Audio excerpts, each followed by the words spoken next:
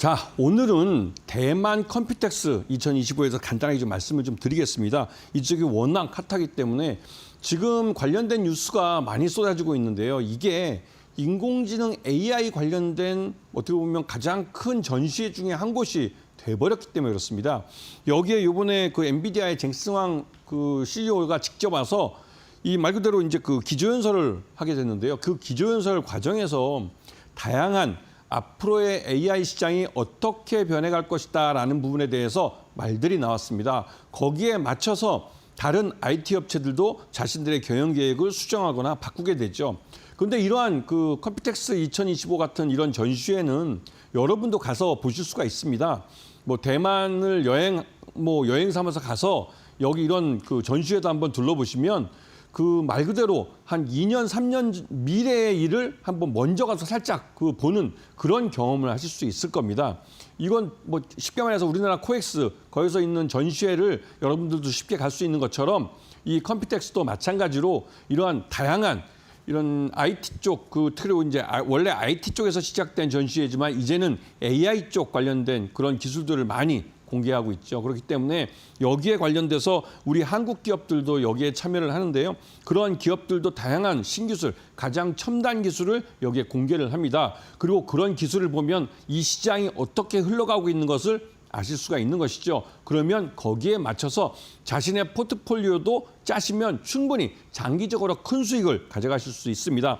요번에 이 젠슨왕 CEO뿐만 아니라 요번에 퀄컴과 인텔, 폭스콘, 그다음에 미디어텍, NXP 같은 전 세계적인 유명한 반도체나 이런 IT 기술의 CEO나 고위 임원들이 나와서 기조연설과 또 포럼을 개최했습니다. 그러면서 다양한 정보들이 공유가 됐죠. 그러면서 요번에 확실하게 대만이 AI 분야에서는 일종의 뭐 종주국이라 할까요? 그런 분위기를 한껏 띄웠습니다. 이게 여기 아시아 지역 본부를 여기다 대만에다가 타이베이에다가 만들겠다고 하는 젠슨왕 이 CEO의 그런 야심도 있긴 하지만 무엇보다도 이렇게 되면 대만은 AI 관련된 기술이 총화가 되면서 말 그대로 이 중국이 대만을 침공한다는 말이 많았지만 그렇게 함부로 침공할 수 없는 나라가 돼버립니다. 왜냐하면 대만에 있는 AI 관련된 공장들이 셧다운을 해버리면 전 세계적으로 관련된 산업이 셧다운이 돼버립니다. 그렇기 때문에 일종의 그 지역 뭐랄까요? 지정학적 리스크를 낮춘다 그럴까요? 그런 효과도 볼 수 있는 것이죠. 자, 젠슨왕 이 CEO가 기조연설한 내용들을 살짝 좀 보겠습니다. 대만 타이베이에다가 아시아 지역 본부를 신설하겠다고 그러고 여기는 말 그대로 지정학적 리스크를 낮추기 위한 그런 요인도 작용하고 있는 것이고요. 엔비디아와 폭스콘 또 대만 정부 그다음에 TSMC가 참여하는 AI 슈퍼컴퓨터를 구축하겠다고 했습니다. 이 말 자체가 대만을 AI의 종주국으로 만들겠다는 것이죠. 그리고 무엇보다도 엔비디아가 4세대 GB300 시스템을 출시하겠다는 계획을 발표했습니다. 3분기에 내놓겠다고 했고 여기에 맞춰서 HBM, 우리나라 한국 기업들, SK하이닉스가 거의 독점으로 납품하고 있는데요. 이 기업들이 이러한 HBM에 대해서도 양산 계획을 짜야 됩니다. 여기에 요번에 이제 GB300이 사용되면 이제 개발이 돼서 런칭하는 게 3분기인데 거기에 맞춰서 삼성전자도 그렇고 SK하이닉스도 HBM4를 내놓을 가능성이 큰 겁니다. 이런 부분을 잘 보시고 그리고 또 한편으로 서로 다른 칩셋 간의 연결을 지원하는 신기술인 NVLink라는 기술을 이번에 공개를 했는데요. 이게 그 GPU에서는 굉장히 획기적인 기술입니다. 이런 기술을 엔비디아가 내놓을 수 있다는 것은 나름대로 기술적으로도 이런 엔비디아가 가장 앞서 있고 여기에 따라서 다른 IT 기업들이 따라가야 한다는 것이죠. 이 따라가지 못하면 여기에서 낙오된 기업은 말 그대로 망할 수도 있는 겁니다. 자, 우리 한국 기업들에게는 어떤 영향이 있을까요? 일단 SK하이닉스, 삼성디스플레이 참가했습니다. 그런데 삼성전자가 안 보이네요. 삼성전자가 왜 참가하지 않았을까요? 삼성전자는 기본적으로 완성품을 만드는 업체입니다. 그리고 그 컴퓨텍스 같은 경우는 그냥 IT 속에, 그러니까 PC 안에 들어가는 IT 부품 중심으로 이루어진 전시회이기 때문에 또 그런 전통이 강하고 그렇기 때문에 완성품 업체들은 참가를 좀 꺼립니다. 삼성전자도 마지막까지 좀 그런 모습을 보인 게 아닐까라는 생각이 들어서 일단은 부품만 만들고 있는 SK하이닉스와 삼성 디스플레이는 여기에 참여를 했죠. SK하이닉스는 이게 2년째 참여를 하는 것이고 삼성 디스플레이는 처음으로 참여를 했습니다. 그리고 12단짜리 HBM3 5세대고 그다음에 HBM4 6세대는 이번에 양산을 할 거라는 것이 여기서 발표가 됐고요. HBM과 CXL 반도체가 모두 양산을 하반기 때 할 것이다라는 것들이 나오면서 AI 관련 기술이 발전하고 있다는 것을 보여주고 있습니다. 자, 이제 전하는 말씀을 잠깐 듣고 오겠습니다. 네, 우리 파트너님과 함께하는 방법들 좀 궁금하실 것 같은데요. 사실 이 컴퓨텍스 통해서 오늘도 소부장단에는 움직임이 나왔거든요. 그래서 종목들 어떻게 접근해봐야 될지 궁금해하실 것 같은데요. 참여 방법 안내해드리도록 하겠습니다. 하단에 보이는 QR코드 통해서 휴대폰 기본 카메라 켜셔서 가까이 대시면 링크가 하나 뜰 텐데요. 이 링크 통해서 교육관 접속하시면 우리 파트너님과 함께 이런 전략들 또 종목까지도 챙겨보실 수가 있을 겁니다. 많은 참여 부탁드리도록 하겠고요. 또 파트너님께서 공략주들 준비를 해주셨으니까요. 바로 이어서 공략주까지 열어보도록 하겠습니다.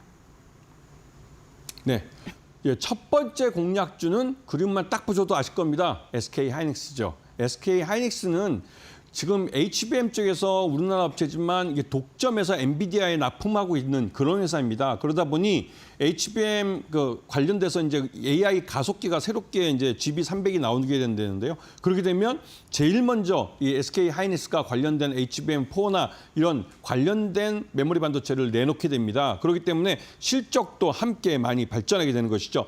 지금 20만 원대에서 좀 헤매고 있는데요. 20만 원을 지금 이번에 다시 돌파를 하면서 이제 다음 2차 상승이 나타날 가능성이 큰 종목입니다. 실적도 1분기도 굉장히 좋았고 이런 좋은 실적이 2분기에도 이어질 가능성이 높은 종목입니다. 기본적으로 이 SK하이닉스는 엔비디아의 어떠한 기술 발전에 따라서 함께 거기에 대응해서 다양한 기술들을 좀 발전시키고 있는데요.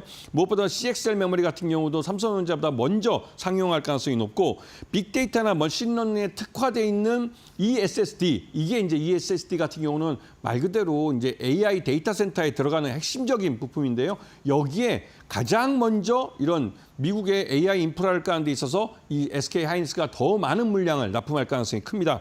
그리고 저전력 메모리 모듈 소캠이라는 건데 이 소캠이라는 개념을 엔비디아가 먼저 제시를 했습니다. 그 제시한 개념을 가장 먼저 구해내는 게 SK하이닉스입니다. 그렇기 때문에 삼성전자는 요즘 들어서 계속 뒷북을 치고 있는데요. 그러다 보니 삼성전자가 굉장히 이 메모리 반도체 분야에서는 이제 2등으로 밀려날 때가 됐다라는 말까지 나올 정도로 SK하이닉스가 앞장서 나가고 있는 상황입니다. 그래서 매수가 20만 원 제시해 드리고요. 지금 가격입니다. 손절가는 19만 3천 원.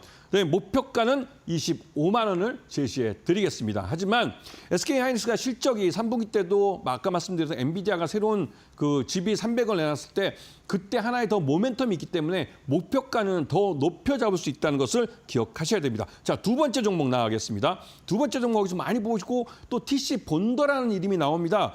TC 본더라는 건 어디서 많이 들어봤는데 하시는 분들은 한미 반도체죠. 기본적으로 TC본더 시장, 전 세계 글로벌 시장의 80%를 한미 반도체가 갖고 있습니다. 그리고 한미 반도체가 이 시장을 먼저 선점하고 있고 오랫동안 광대역법 메모리 반도체라고 있는 HBM을 제조하는 데 있어서 열 압착 본딩 장비를 주력으로 만들었습니다. 이 TC본드 1부터 1.0부터 2.0, 지금 3.0에서 4.0 세대로 넘어가게 되는데요. 이 3.0까지는 거의 한미반도체가 독점해서 생산했습니다. 말 그대로 중국 업체들도 HBM을 생산하고 싶은데 지금 중국은 HBM2까지는 지금 따라왔습니다. HBM3까지는 둘이 삼성전자의 중국 공장에서도 생산하고 있고 하고 있는데 3E가 지금 양산하기 굉장히 까다로운 것이죠. 특히 엔비디아 향으로 만들기 어려운 겁니다. 그런데 SK는 이미 8단짜리 넘어서 12단짜리를 독점으로 납품하고 있는데요. 그만큼 SK하이닉스가 HBM에서만큼은 독보적인 기술력을 자랑하고 있습니다. 그런 SK하이닉스의 한미 반도체가 TC본더를 꾸준히 납품하고 있었죠. 그런데 중요한 건 독점으로 우리나라 이 대기업들은 어느 한 기업에게 이걸 모든 걸 다 맡기지 않습니다. 부품 같은 것도 그렇고 장비도 마찬가지죠. 이 장비 분야에서 한미 반도체가 오랫동안 협력을 해왔는데 이 SK하이닉스가 나름대로 이제 한미 반도체가 하는 게 좀 마음에 안 들었는지 경쟁자를 만들었어요. 그게 한화 세미텍이라는 회사입니다. 그래서 한화 세미텍이 TC본드 2.0부터는 경쟁 관계에 들어가서 한미반도체와 나눠 먹고 있는데요. 여기에 대해서 한미반도체가 대단히 좀 열 받았죠. 왜냐하면 기존에 SK 하이닉스에다가 기존 장비를 가격 인상 없이 계속 납품해하고 있는데 요번에 이 한화 세미텍이 이 시장에 뛰어들면서 SK 하이닉스 향 장비에 대해서 한미반도체가 28% 가격 인상을 통보했습니다. 그리고 그 유지보수를 지난 8년 동안인가요? 그 정도 동안 이제 무료로 해줬었는데 이제는 돈 받고 유지보수 해주겠다고 나선 것이죠. 정상적인 거래 관계가 된 겁니다. 그렇게 되면 한미반도체의 실적은 확실히 좋아질 수밖에 없죠. 왜냐하면 장비당 가격이 28%나 인상을 했기 때문에 이제는 뭐 말 그대로 한화 세미텍이랑 경쟁을 하겠다는데 경쟁을 하겠다고 해도 한미반도체는 기본적으로 이 시장을 전 세계 시장 80%를 독점하고 있는 회사입니다. 그렇기 때문에 처음에 한화 세미텍이 과연 그 기술을 제대로 따라갈 수 있을지 이 부분도 지금 의문이 들고 있고요. 그래서 이 한미반도체는 요번에 가격 인상 때문에도 실적이 굉장히 좋아질 가능성이 높습니다. 매수가는 85,000원, 손절가는 8만 원에 목표가는 12만 5천 원을 짧게 제시해드리지만 이 부분은 좀 경쟁 관계가 있기 때문에 그렇습니다. 자, 마지막 한 종목 이거는 잠깐 전하는 말 듣고 빨리 가겠습니다. 네, 참여 방법들 다시 한번 안내해드리도록 하겠습니다. 마지막 종목까지 전략 곧 챙겨주실 텐데요. 우리 파트너님과 함께 앞서 이야기해주신 한미반도체부터 SK하이닉스 어떻게 조금 종목을 다뤄봐야 될지 접근해야 될지 궁금하시는 분들 지금 하단에 보이는 QR코드 휴대폰 기본 카메라 켜셔서 가까이 되시면은요. 우리 김태훈 파트너와 함께 할 수 있는 교육방이 뜹니다. 이 교육방 통해서 여러 가지 종목들 또 전략들 같이 챙겨보시면 좋을 것 같습니다. 그럼 마지막 공략주까지 바로 만나보시죠. 네. 자, 요즘은 마지막 종목입니다. 이 종목은 HBM 제조용 TC 본더에 들어가는 부품입니다. 이게 뭐냐면 펄스 히터라는 것을 만드는 회사인데요. 바로 미코라는 회사입니다. 미코라는 회사를 잘 모르신 분도 많으실 거예요. 왜냐하면 일반 소비자를 대상으로 하지 않고 이런 반도체 제조 장비 업체를 대상으로 하는 사업을 하고 있기 때문에 일반인들이 알기는 좀 어려운 회사죠.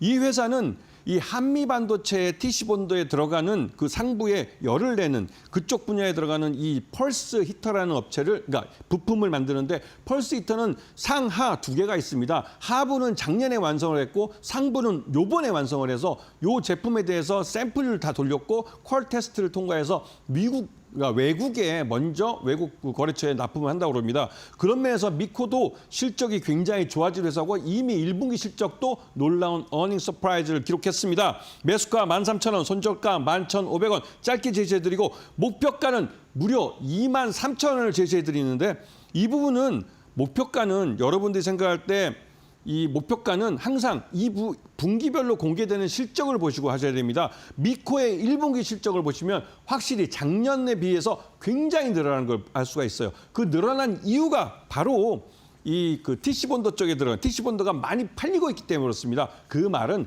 HBM 반도체의 수요가 늘고 있다는 것이죠. AI 시장이 성장하면 성장할수록 HBM 반도체가 수요도 늘어나고 그 수요가 늘어나면 늘어날수록 미코의 이 펄스 히터도 많이 팔리게 됩니다. 이 구조를 잘 이해하시고 접근을 하시면 장기적으로 우상향하는 차트를 그 무릎부터 상투까지 다 먹을 수 있는 겁니다. 그렇기 때문에 공부하시는 투자자들이 수익을 가져갈 수 있는 장입니다.